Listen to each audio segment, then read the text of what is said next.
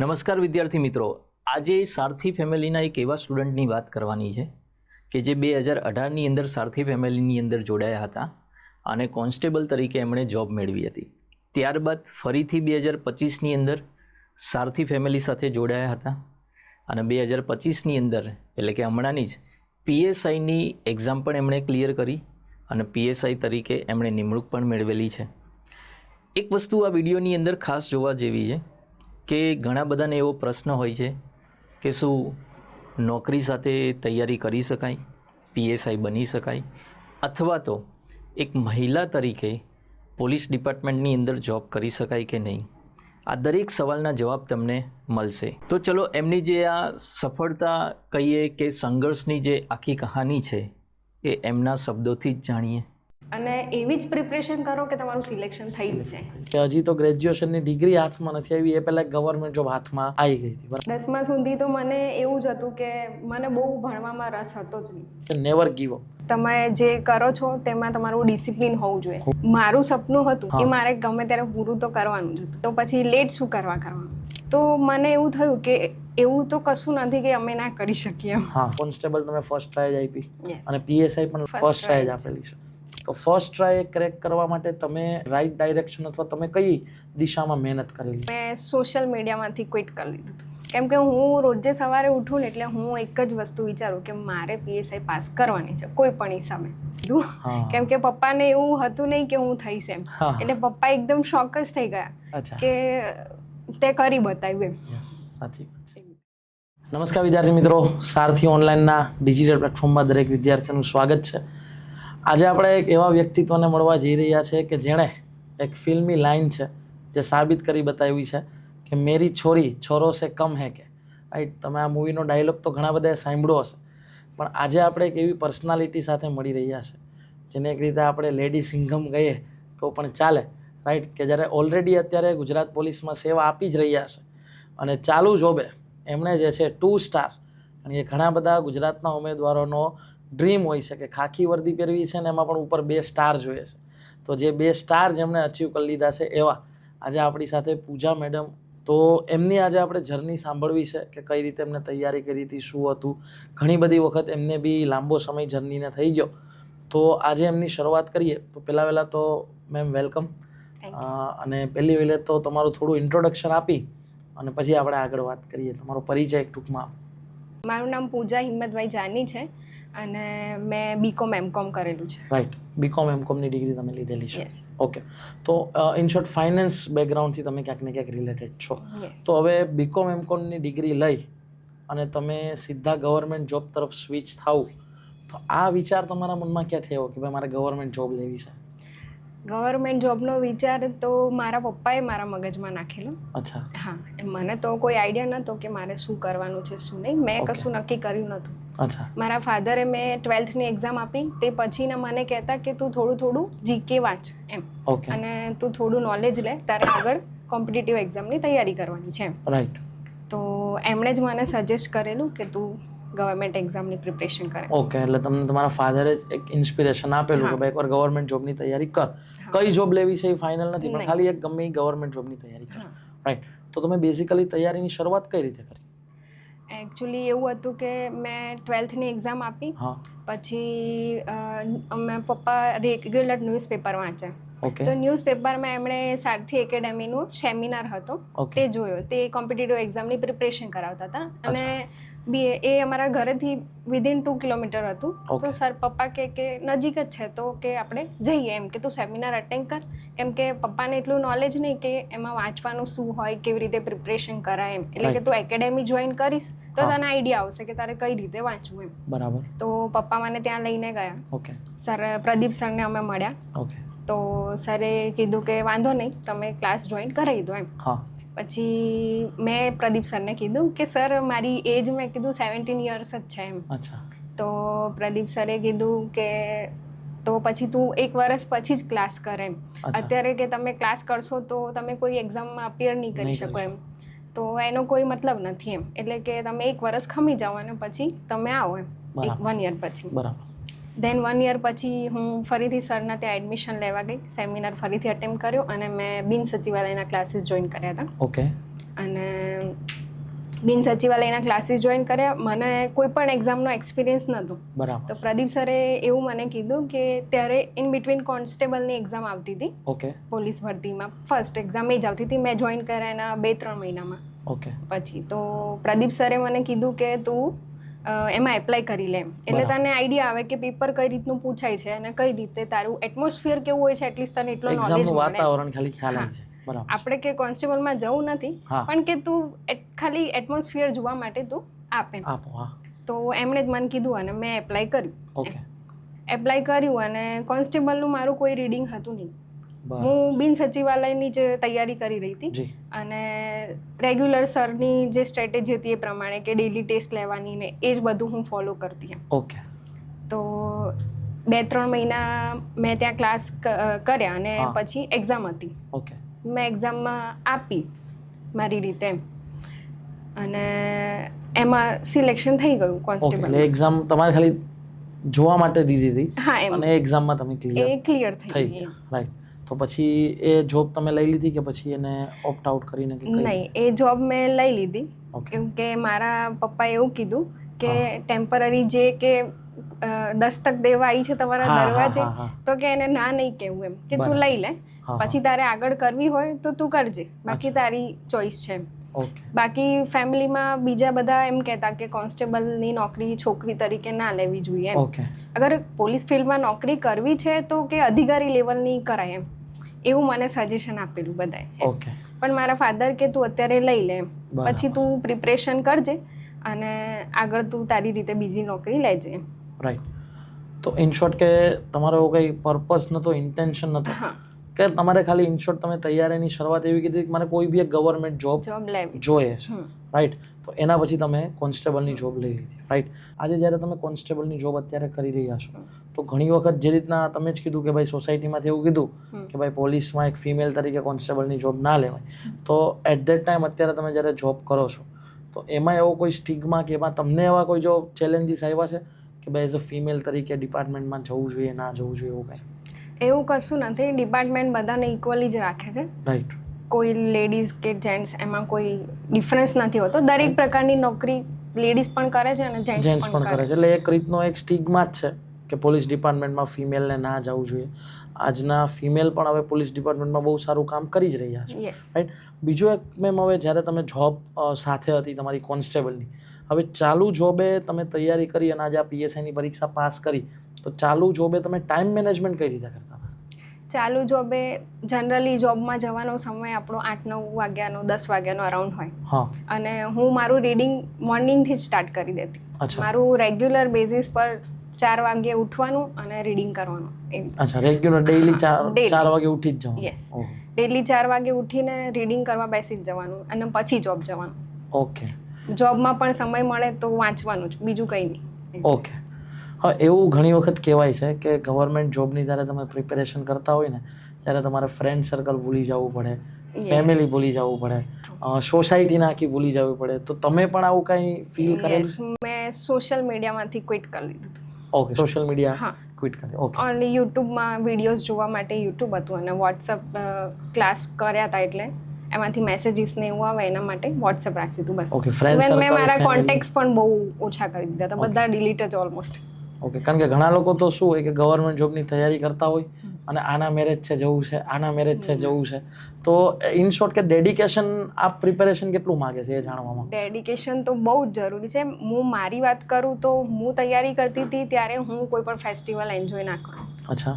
ક્યાંય કોઈ પણ, એટલે કોઈ પણ, મને નવરાત્રી બહુ ગમે. અચ્છા. હું ક્યારેય ગરબા રમવા ગઈ નહીં. નથી? 2 વર્ષ મેં તૈયારી કરી, એમાંથી હું ક્યારેય પણ નહીં ગઈ. ઓકે. કોઈ પણ ફેસ્ટિવલમાં નહીં, કોઈ ફંક્શનમાં પણ નહીં જવાનું. અચ્છા. બસ રીડિંગ અને રીડિંગ. Okay, only reading. પણ એનું જ પરિણામ છે કે ક્યાંક ને ક્યાંક તમે ચાલુ જોબે પહેલા તો હા, બીજું એક જે રીતના તમે કીધું કે હજી તમારી એજ નાની હતી એટ ધ ટાઈમ તમે જ્યારે પ્રદીપ સરને મળ્યા ત્યારે, પછી તમે પહેલી જ કોન્સ્ટેબલની એક્ઝામ આપી, તો તમારું હજી ગ્રેજ્યુએશન પૂરું તો નહીં જ થયું હોય. મારે કોન્સ્ટેબલમાં મેં જોઈનિંગ લીધું, એ પછી મેં બેચલર્સની ફાઇનલ એક્ઝામ આપી. ઓહો, તો આ એક સાચી અચીવમેન્ટ છે કે હજી તો ગ્રેજ્યુએશનની ડિગ્રી હાથમાં નથી આવી, એ પહેલાં ગવર્મેન્ટ જોબ હાથમાં આવી ગઈ હતી, બરાબર? તો આ પણ એક બહુ મોટી અચીવમેન્ટ કહેવાય. એટ ધ ટાઈમ તમે જ્યારે પ્રિપેરેશન કરતા હતા એટલે લગભગ ઓલમોસ્ટ તમારી જે પીએસઆઈની એક્ઝામ મને ખ્યાલ છે ત્યાં સુધી 1-2 વર્ષ જેટલી લંબાણી ડીલે થઈ હતી, રાઈટ? તો 1-2 વર્ષ સુધીના એ ટાઈમમાં પ્લસ માઇનસ તમને પણ ક્યારેક એવો ડાઉટ થયો હશે કે ભાઈ હવે છોડને મારી પાસે તો ઓલરેડી ગવર્મેન્ટ જોબ છે, હું ઓલરેડી કોન્સ્ટેબલ છું, તો હું શું કામ આટલી મહેનત કરું, થવું હશે તો થાય, ના થવું હોય તો ના થાય, આવો ક્યારેય વિચાર આવ્યો હતો? એવો વિચાર નહીં આવ્યો. કોન્સ્ટેબલ તરીકે મારી પાસે બહુ સારી નોકરી હતી એ સમયે, પણ મારું સપનું હતું એ મારે ગમે ત્યારે પૂરું તો કરવાનું જ હતું. ઓકે. તો પછી લેટ શું કરવાનું, એટલે હું કન્ટિન્યુ જ રાખું. એક્ઝામ ડિલે થઈ છે, ક્યારેક તો આવશે જ ને. અચ્છા, ઓકે. તો ચલો, ગવર્મેન્ટ જોબ લેવી એ તમારા ફાધરનું સપનું અને તમારા પાસે ગવર્મેન્ટ જોબ ઓલરેડી આવી ગઈ, તો કોન્સ્ટેબલમાંથી પીએસઆઈ બનવાનું તમને ઇન્સ્પિરેશન ક્યાંથી?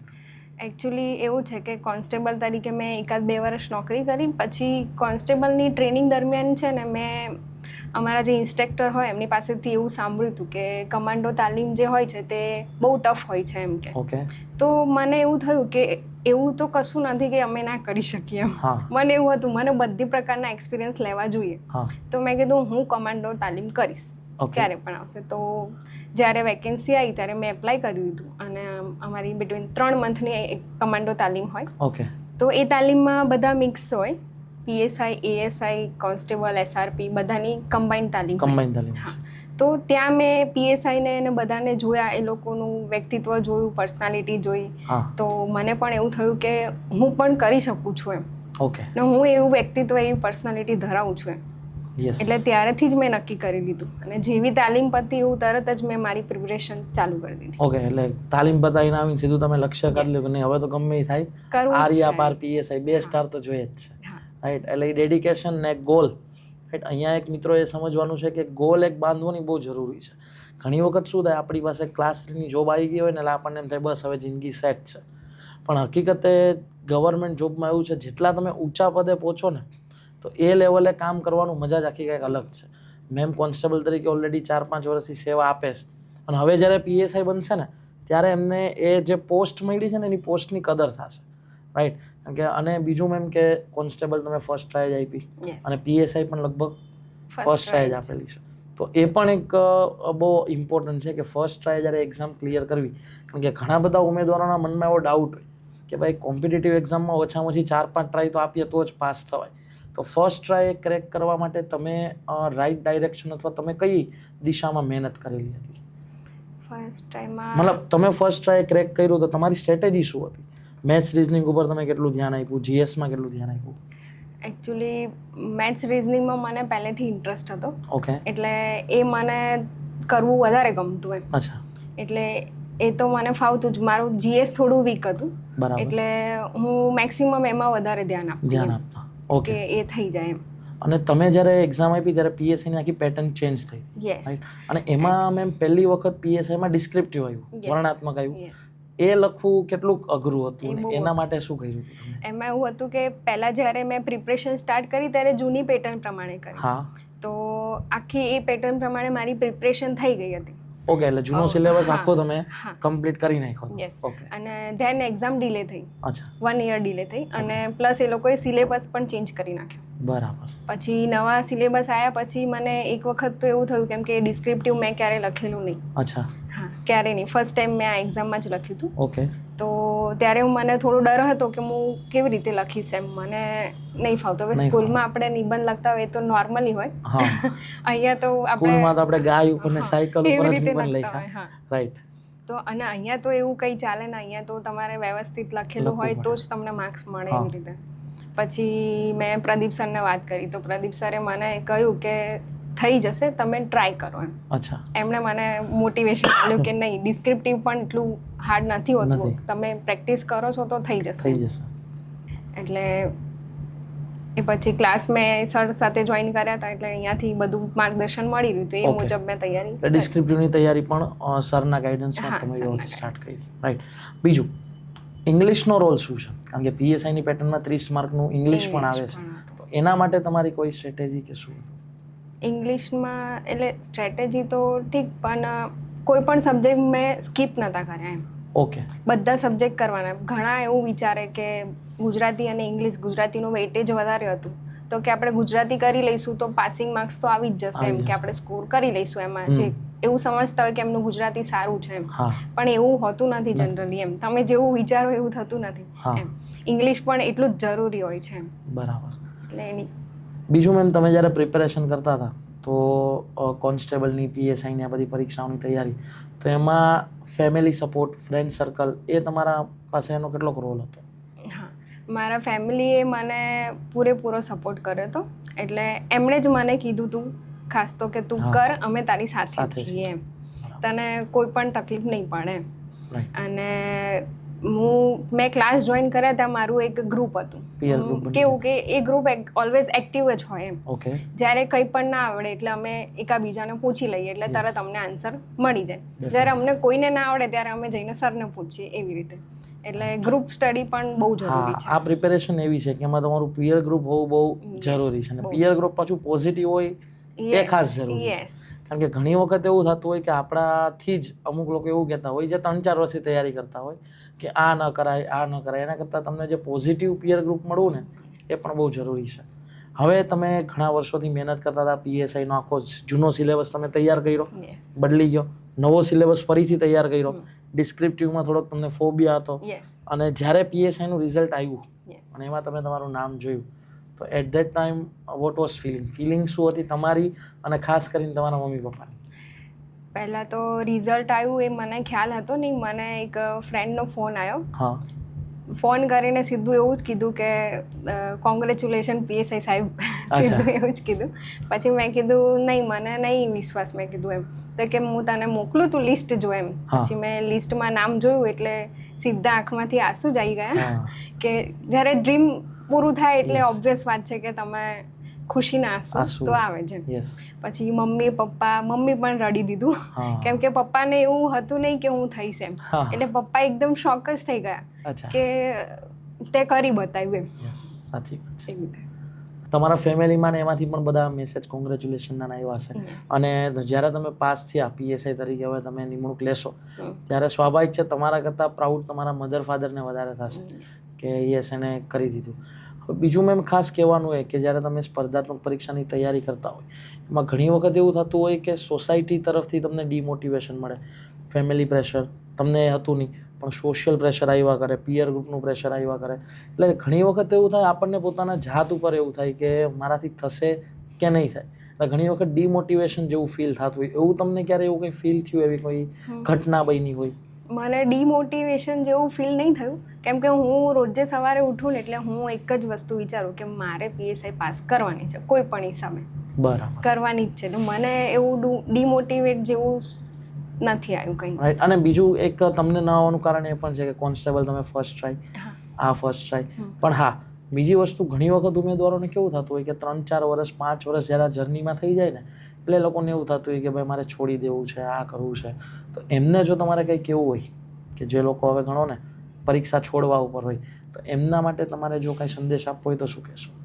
પરીક્ષા એ મતલબ ક્વાઇટ ના કરવું જોઈએ, કન્ટિન્યુ જ રાખવું જોઈએ મેઇન તો. અને મારું તો માનવું એવું છે કે તમે કોઈ એક્ઝામની પ્રિપરેશન અગર તમારું મન છે અને તમે કરવા માંગો છો તો તમે તમારું 100% આપો એમ. અને એવી જ પ્રિપરેશન કરો કે તમારું સિલેક્શન થઈ જ જાય.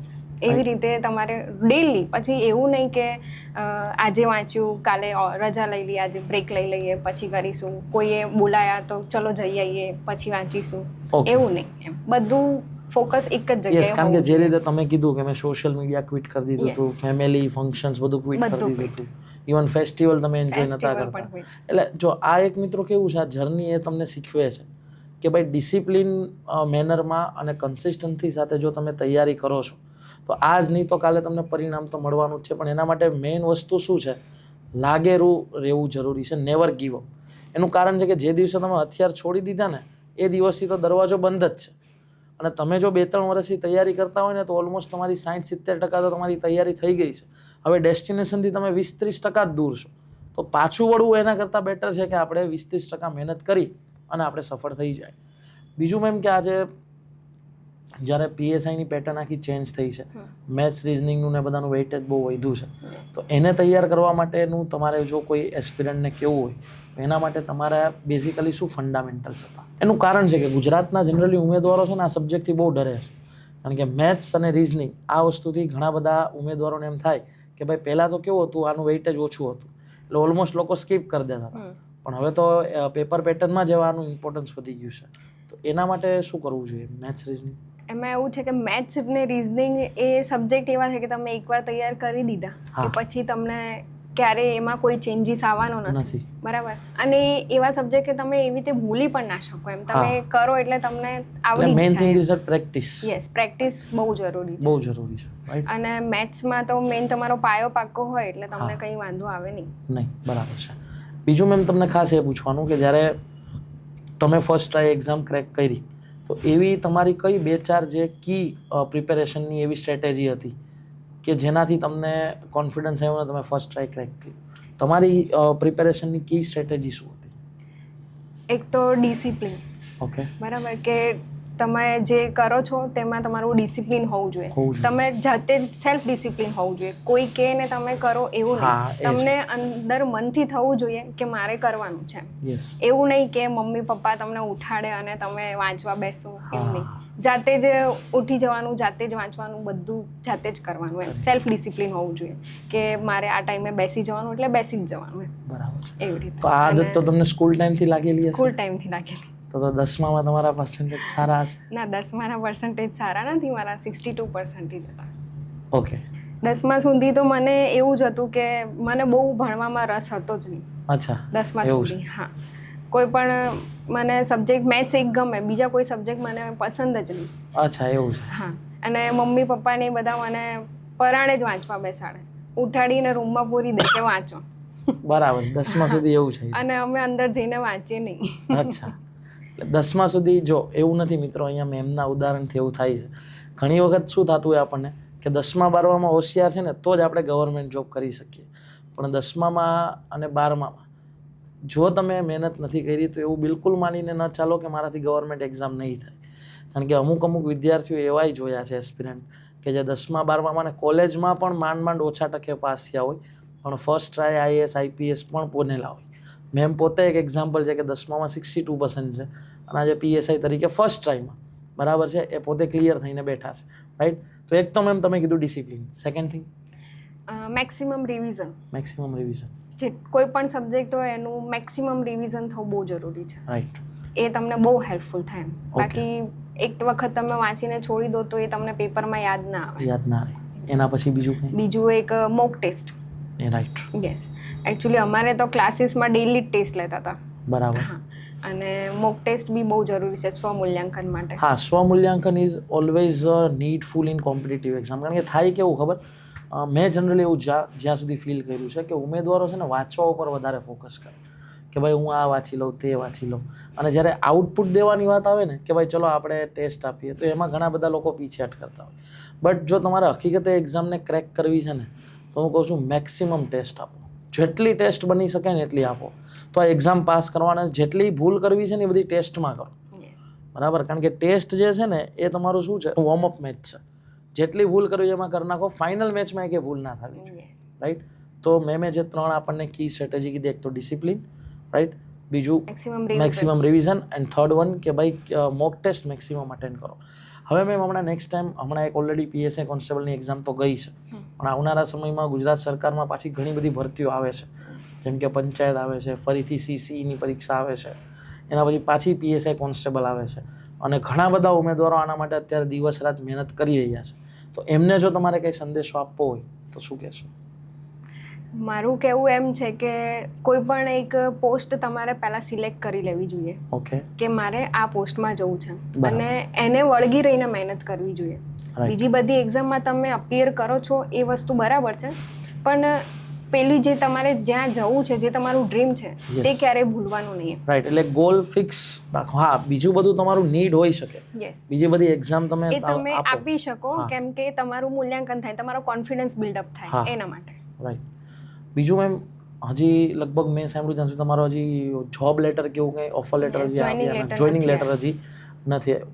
તો અત્યાર સુધીમાં હવે તમે આગળ જ્યારે PSI તો પાસ આઉટ કરી લીધી છે, તો આગળ GPSC UPSC એ લેવલનું કોઈ પ્લાનિંગ છે ખરું? હાલ તો કોઈ પ્લાનિંગ નથી.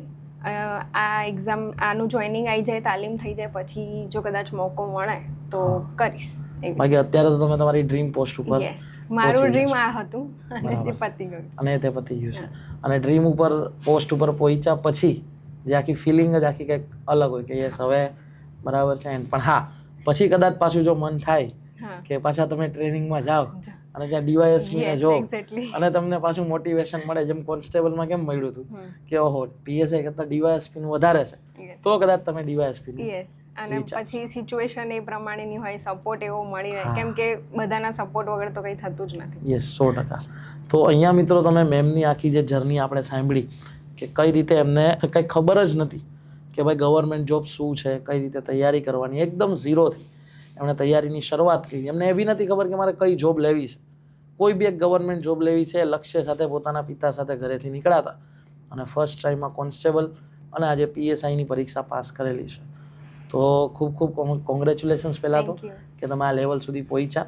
અને એમની જર્ની ઉપરથી આપણે મિત્રો એટલું એક એવું તારણ કાઢી શકીએ કે એમને જે રીતના વાત કરી કે આપણે બધું જ ક્વિટ કરી દીધું મેં 2 વર્ષ સુધી પ્રિપેરેશન માટે, તો જો તમે પણ એટલી ડેડિકેશન સાથે ડિસિપ્લિન સાથે તૈયારી કરો તો ડેફિનેટલી તમે જે છે આ વસ્તુને અચીવ કરી શકો.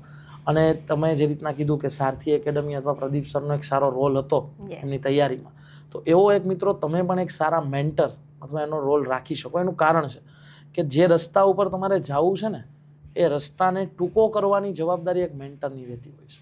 અને એમાં મેમ તમે પણ એગ્રી હશો કે ભાઈ દાખલા તરીકે હું પ્રિપેરેશન કરું છું તો મારે પ્રિપેરેશન દરમિયાન જો મને સાચું ડાયરેક્શન મળી જાય તો હું મારી જર્ની જે છે વધારે કમ્ફર્ટ સાથે કરી શકું.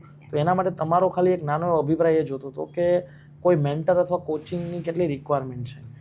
બહુ જરૂરી છે કોચિંગ, કેમ કે ત્યાંથી જ તમને ડિરેક્શન મળશે કે તમારે શું વાંચવું, કેટલું વાંચવું, કેટલા કલાક વાંચવું, કેવી રીતે વાંચવું, બધું જે તમને કોચિંગથી જ મળશે. રાઈટ. અને એવું બિલકુલ નથી મિત્રો કે જે લોકો કોચિંગ કરે છે એ જ લોકો પાસ થાય છે, એવું પણ નથી. પણ અહીંયા મિત્રો શું છે કે 6 મહિનાની જર્નીને જો 3 મહિનાની બનાવી હોય તો ડેફિનેટલી તમને એક એવા મેન્ટર, એક એવા ડાયરેક્શન બતાવવાળાની જરૂર પડે કે જે તમને સાચી દિશા બતાવે. રાઈટ. તો અહીંયા મેમ સાથે મળીને ખૂબ મજા આવી. મેમની જર્ની ઉપરથી આપણને એટલું શીખવા મળ્યું કે ડેડિકેશન સાથે, કન્સિસ્ટન્સી સાથે અને નેવર ગીવ અપ એટીટ્યૂડથી જો તમે મહેનત કરો તો તમે તમારા ડ્રીમ ઉપર પહોંચી જશો. અને એક જોબ હોવા છતાં, ગવર્મેન્ટ જોબ હોવા છતાં એમણે મહેનત સતત ચાલુ રાખી. ડેઇલી 4 વાગે ઉઠીને પણ મહેનત કરી. બરાબર. અમુક લોકો તો 4 વાગે સુવાનો ટાઈમ રાખતા હોય, ત્યારે મેડમ પોતે ઉઠીને વાંચતા હતા. તો એવી આશા રાખીએ કે મેમની સ્ટોરી ઉપરથી તમને ઇન્સ્પિરેશન મળશે.